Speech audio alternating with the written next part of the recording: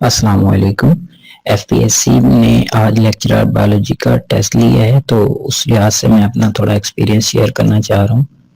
तो अगर हम टेस्ट की बात करते हैं या पेपर की बात करते हैं, तो पेपर जी 3 पोर्शंस पर मुश्तमिल था। एक था सब्जेक्टिव पोर्शन जिसमें 50 एमसीक्यूज थे, और उसके अलावा इंग्लिश का पोर्शन था जिसमें 20 एमसीक्यूज इंग्लिश के थे, और 30 एमसीक्यूज का जो पोर्शन था वो पेडागोगी से रिलेटेड था। तो सबसे पहले जी बायो से रिलेटेड बात करते हैं। तो अगर बायो का जो उन्होंने सिलेबस दिया था जिसमें थ्योरीज ऑफ एवोल्यूशन थी, तो उसमें से जो क्वेश्चन आए वो ये थे कुछ के लेमार्किज्म जो है उसने कौन सा कंसेप्ट दिया था। इसके अलावा कन्वर्जेंट से रिलेटेड जो है होमोलोगस और एनालोगस से एक एमसीक्यूज बना हुआ था। एक हार्डी वेनबर्ग की जो है एग्जैक्टली स्टेटमेंट दी हुई थी और फिर कहा ये किसने ला दिया था। तो हार्डी और वेनबर्ग दो बंदे थे, तो अलग अलग था, ए और बी दोनों पे टिक लगाना था। डार्विन ने अपना वर्क कब पब्लिश किया, ये क्वेश्चन था। म्यूटेशन से रिलेटेड म्यूटेशन की एग्जैक्ट डेफिनेशन दी गई थी। उसके अलावा जो है इसमें इस पोर्शन से भी एक आध और भी क्वेश्चन थे। और दूसरा हमारा सिलेबस था मल्टीपल एलील्स, तो उससे रिलेटेड वहां से एक दो क्वेश्चन बना हुआ था, जिसमें से एक था प्लेयोट्रॉपी की डेफिनेशन उन्होंने दी हुई थी।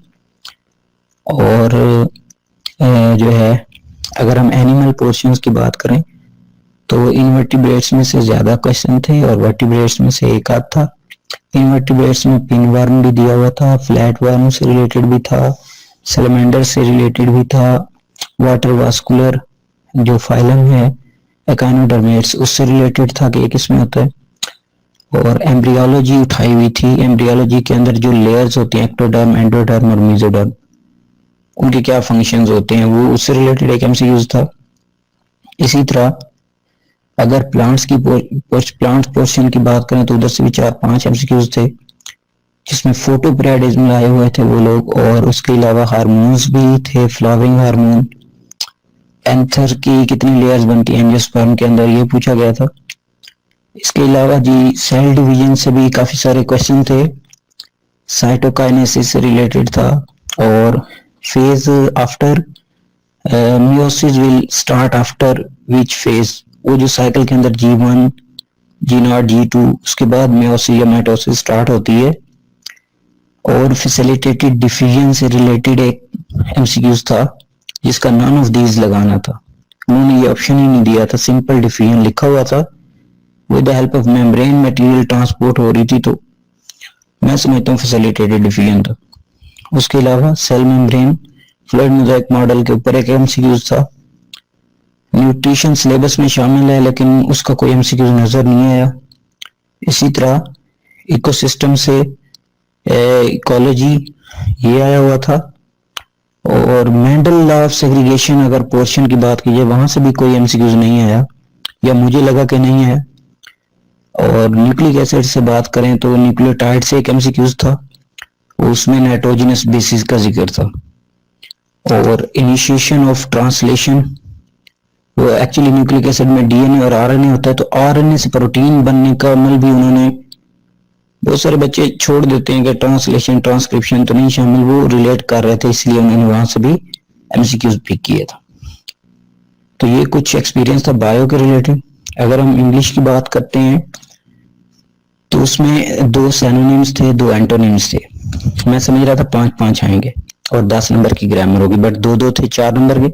और 16 मार्क्स जो थे उसमें बेसिक इंग्लिश ग्रामर थी, जो कि हम में से बहुत सारे लोगों को कम आती है जो साइंस के स्टूडेंट्स होते हैं।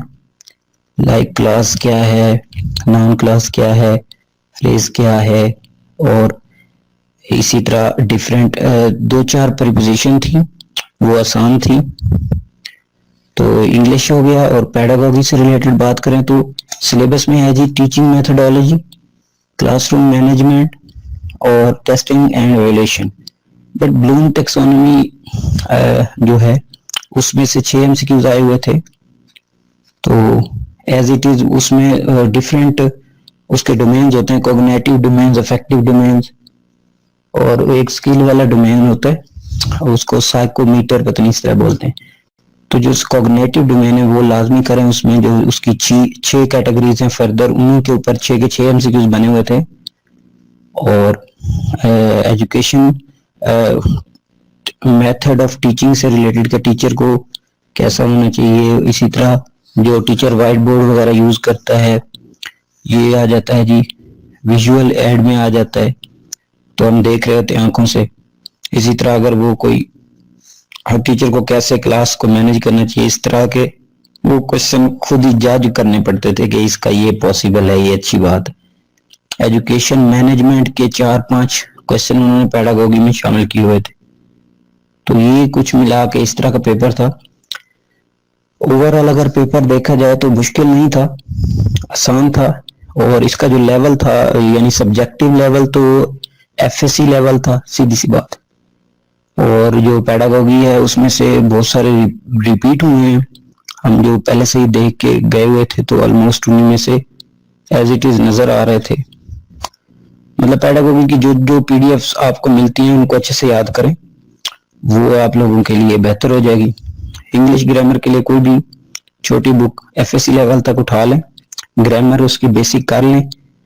और मेन चीज है कि नाउन है तो उसकी क्या क्या क्लासेस हैं, वो जो मुझे इंग्लिश का तो नहीं आइडिया इतना ज्यादा, उसके जो जो क्लासिफिकेशन नाउन को किया गया है, इसी तरह प्रोनाउन को, एडवर्ब को, वर्ब को इसी तरह सारों की कर लें तो इंशाल्लाह हो जाएगा। बाकी इतना टफ नहीं था, सो नॉर्मल ही था।